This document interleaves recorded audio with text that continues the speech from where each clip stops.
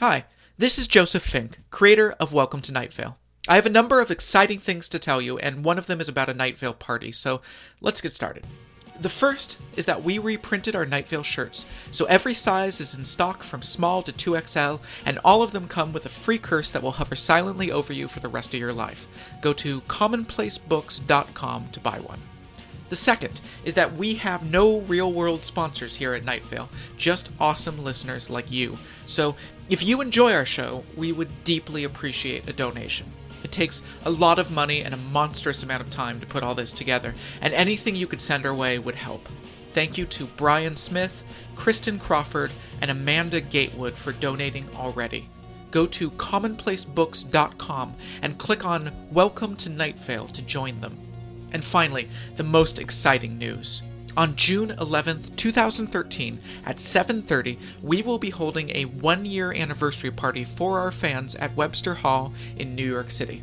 That's right, as of 2 episodes from now, we will have been doing this crazy thing for a year, and we want to celebrate it with our listeners. If you're hearing this, that's you. Not only that, but we will be doing a live version of our big anniversary episode a few days before it is released to the public, so you will get an early live revelation of all the exciting big events that are going to happen in episode 25. And I can tell you, it's an eventful episode.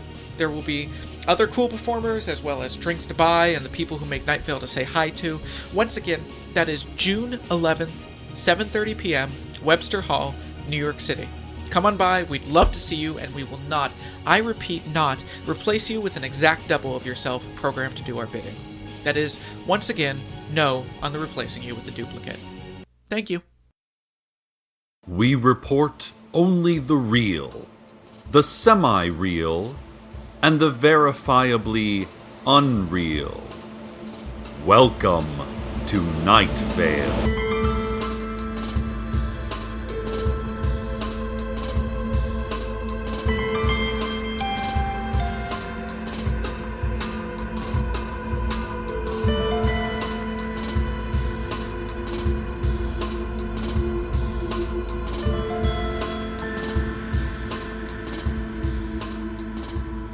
Here at the station, we have been receiving many calls and emails over the last several months asking us about Koshek, the cat found hovering in the men's bathroom.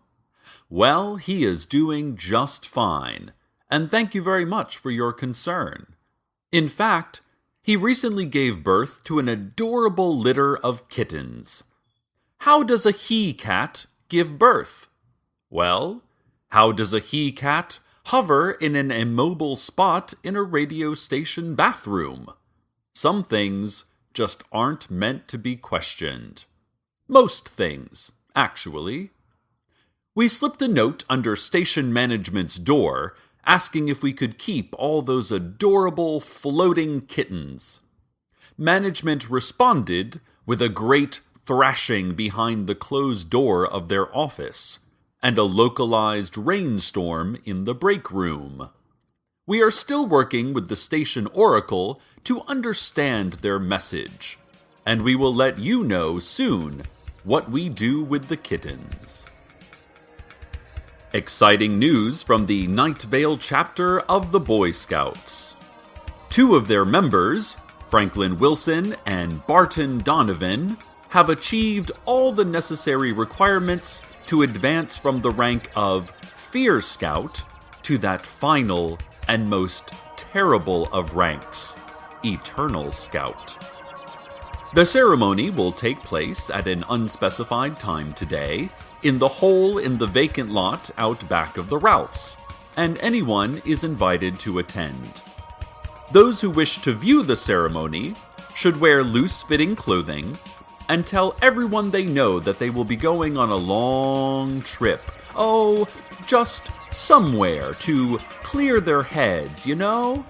And that they don't know when they'll be back, but it won't be for a long time, probably. I just really have to find myself, and I think the open road is the place to do it, you should say. Don't look for me, you should continue, taking hold of your loved one's shoulder and maintaining an intense eye contact. Don't look for me.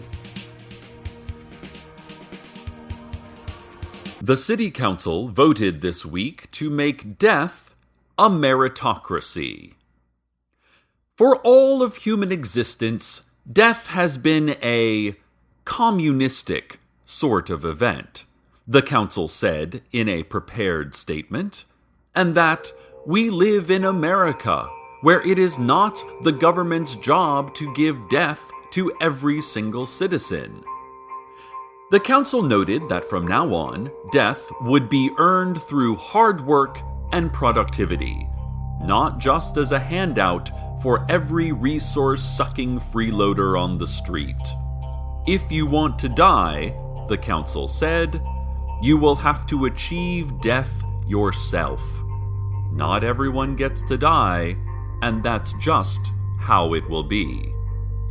The vote won by a small margin, with the opposition split between keeping death universal and others pushing for banning death altogether.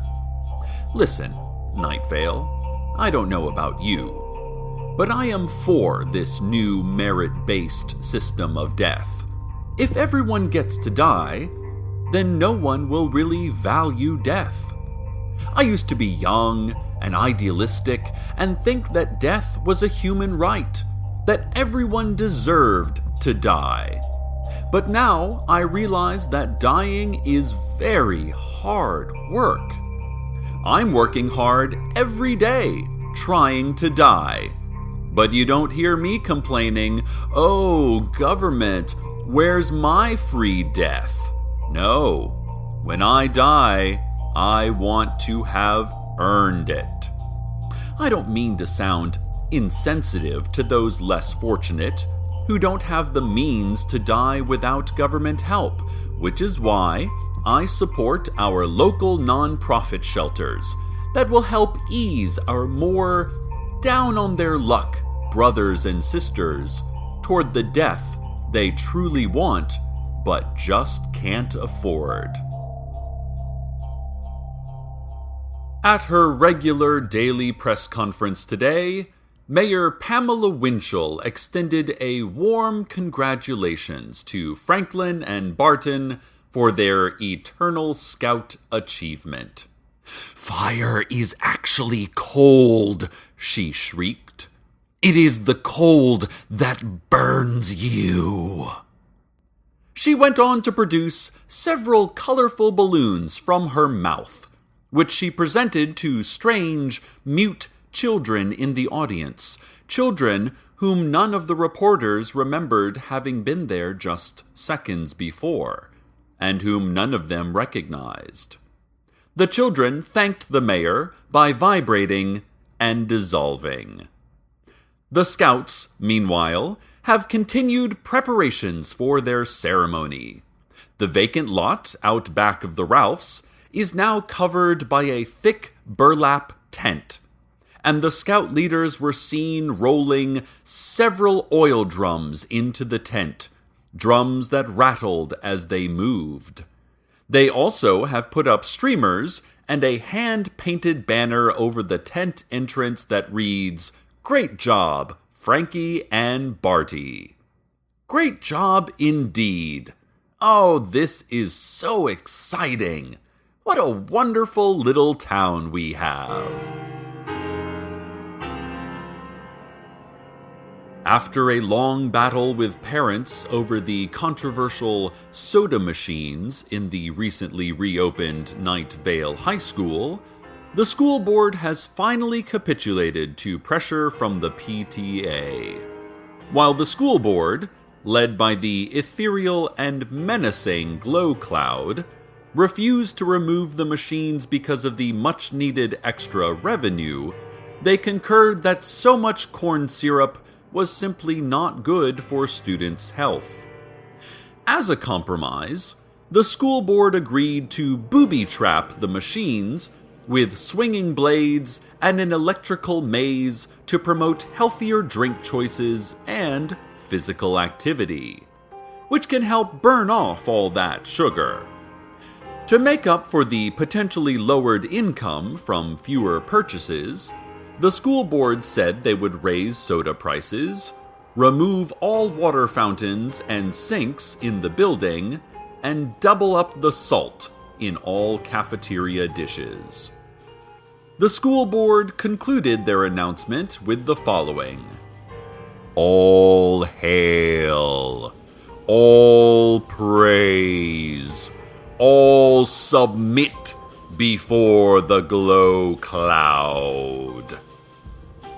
Then they sprayed themselves and reporters with shaken up 2 liters of warm Sierra mist. Agents from the vague yet menacing government agency are having their annual recruitment drive at the abandoned missile silo outside of town next week.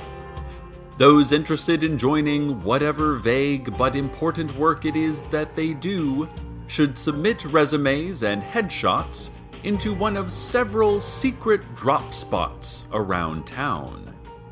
At the event itself, the candidates will be ruthlessly interrogated to determine how they found out where the secret drop spots are, what exactly they know about the agency, and who told them.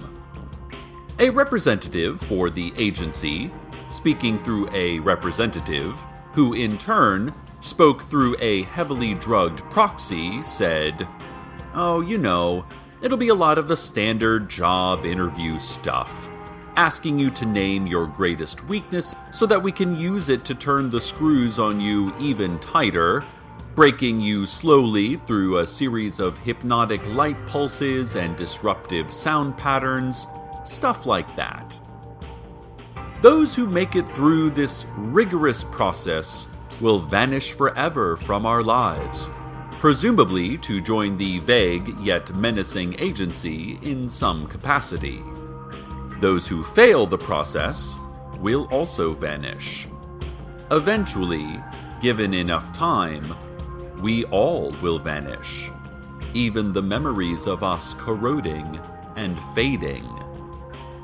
The recruitment drive includes a potluck lunch, and the agency mentioned that they usually are overstocked on desserts and do not have enough main courses, so keep that in mind. If you want to witness the Eternal Scout ceremony, now is the time to run to the burlap tent over the vacant lot out back of the Ralphs. Scout leaders indicate that the ceremony will be starting any second now, although much of the ceremony is out of mere human control, and so they could not give a specific time. Scoutmaster Earl Harlan said, "I'm proud to be the first Scout troop to achieve this rank. I'm also terrified to be the first Scout troop to achieve this rank. The 2 emotions are mixing inside my body, and it's confusing. It's confusing." He shivered. "We could have had something, Cecil. Always remember that," he concluded, clutching my arm before walking, head bowed, out of the studio. Well, I think we're all both proud and terrified most of the time. And that's because we live in the best town in this county, in this state, and in this nation. That's where the pride comes from. The terrified part is because life is terrifying. It just is. And now a word from our sponsors. Losing hope, hard to see a way out. Hope, losing it, lost? Lost in a cave? Lost in a cave that spirals around a single obsidian column, lit dimly by a source that does not seem to be either above or below. Hard to see? Scrabbling amongst the rocks for any landmark that might tell you from whence you came to where you should go? Depressed? Suffering from depression? Suffering? tripped on a rock and tumbling for a painful eternity down the evenly lit, featureless spiral, losing hope. Six Flags Desert Springs, just off exit 64 in Night Vale. The Night Vale Medical Board announced today that they can't help you. Not if you're going to keep screaming like that. They also asked that you clean up a bit before you come in. They don't want to get sick. One of the major problems we face as doctors is the sheer amount of blood, said Suzanne Thurgood, publicity director for the medical board. We get so much blood all over our floors and jeans and copper magnet bracelets, it becomes nearly untenable. Thurgood added that the best thing to do if you are unable to stop bleeding is to first take a few breaths. Calm yourself. This should help you concentrate on not bleeding. Then, once you have finished bleeding, come to a doctor's office. It's not a matter of medical training, Thurgood said. It's simply a matter of respecting other people. Thurgood then lit a cigarette and placed it expertly into the mouth of a low-flying hawk. As the bird flew away, a distant clock tower chimed the quarter hour, and a gentle rain began to fall. This has been Community Health Tips. Reports are coming in that the Eternal Scout ceremony has started, and that herds of strange, mute children are streaming out of the burlap tent, filling all public and private spaces and standing silently, as though awaiting an order from some unknown higher source. The sheriff's secret police advise that the children are creepy, and that they are creeped out by them. I myself count 5 in this recording booth with me. Exactly half of them boys, and half of them girls. Who knows for what purpose these children have come to us, and to what end their actions will take us? Who knows anything, actually, for sure? Let's go, surrounded and confused, vulnerable and trembling, to the weather.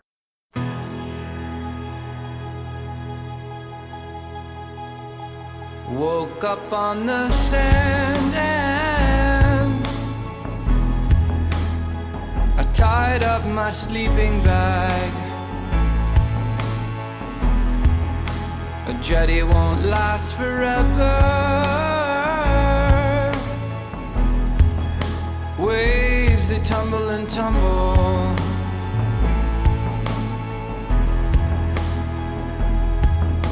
Stone by stone, I ended here all alone, and brick by brick I walled myself from happiness, and eucalyptus piled high, shivering by a flaming fire. Too much time,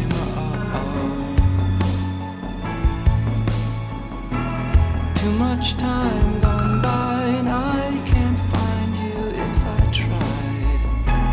Too much time,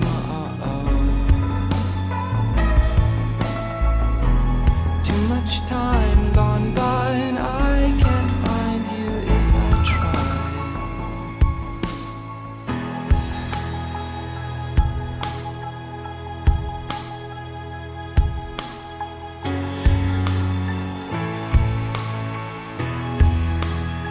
Rolled up my mat, I've got no obligations.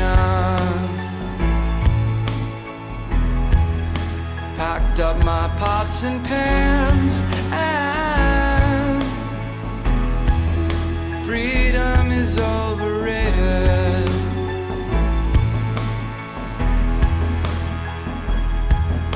Stone by stone, I left my only home, and brick by brick walled myself from happiness, and dead for an almond wood. Storm crosses over Mount Hood. I've got too much time.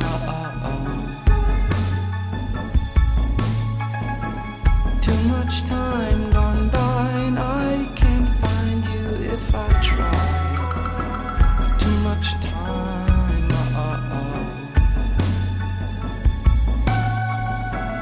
Too much time gone by, and I can't find you if I try. Too much time. Too much time gone by, and I can't find you if I try. Too much time.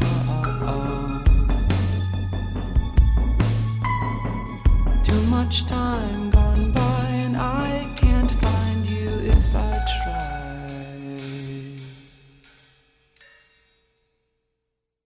The ceremony is over, dear listeners. The children are gone. It seems we have come through this crisis, as all crises before, safe and sound. The alarm, only a false alarm. The children that had surrounded us were not the threat we imagined. After their period of ominous silence, all they did was attack, savagely dragging many citizens with them into the tent over the vacant lot out back of the Ralphs. Secret police indicate only 10 or so people were taken, and maybe a dozen more killed. How foolish we were to worry. How much of our lives we spend building complex prophecies of fear, when the world itself is just the world we have always known and gotten along in. Scoutmaster Harlan was one of the ones taken. I hope that he continues to be both proud and terrified in whichever new reality he finds himself. I think often about the last moments with him and the things that were said. I think often about many things. Other things I think less about. Franklin and Barton, now and forever holding the rank of the eternal scout, have been preserved and placed in glass cases out front of the city hall, a reminder to all who pass of the risks and rewards of bravery, of loyalty, of being a scout. May all children who see them feel a swelling of pride, except that horde of mute children from some other world. Those children, hopefully, we will never see again.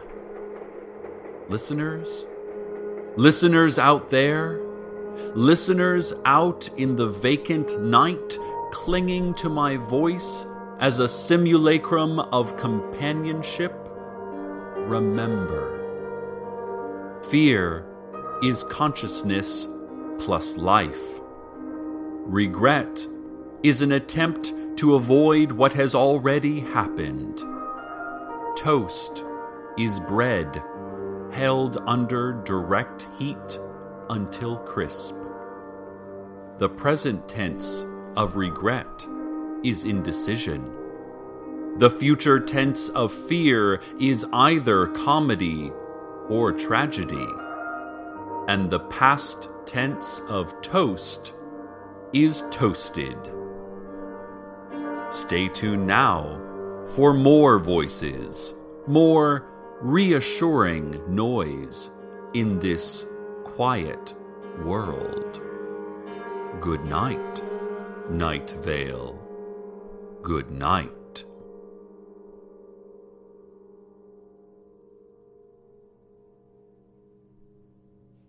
Welcome to Night Vale is a production of Commonplace Books. It is written by Joseph Fink and Jeffrey Craner and produced by Joseph Fink.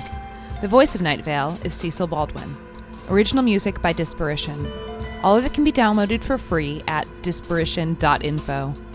This episode's weather was Too Much Time by John Vanderslice. Find out more at johnvanderslice.com. Want to have your music featured in the weather section? Want to contribute your talents to the show? Just want to say hi? Email us at nightvale@commonplacebooks.com or follow us on Twitter at @NightValeRadio. Check out commonplacebooks.com for more information on this show, as well as our books on the unused story ideas of H.P. Lovecraft and what it means to be a grown-up. And while you're there, consider clicking the donate link. That would be cool of you. Today's proverb: Mamas, don't let your babies grow up to be cowboys. Show them pictures of cows when they're young and administer brief electrical shocks.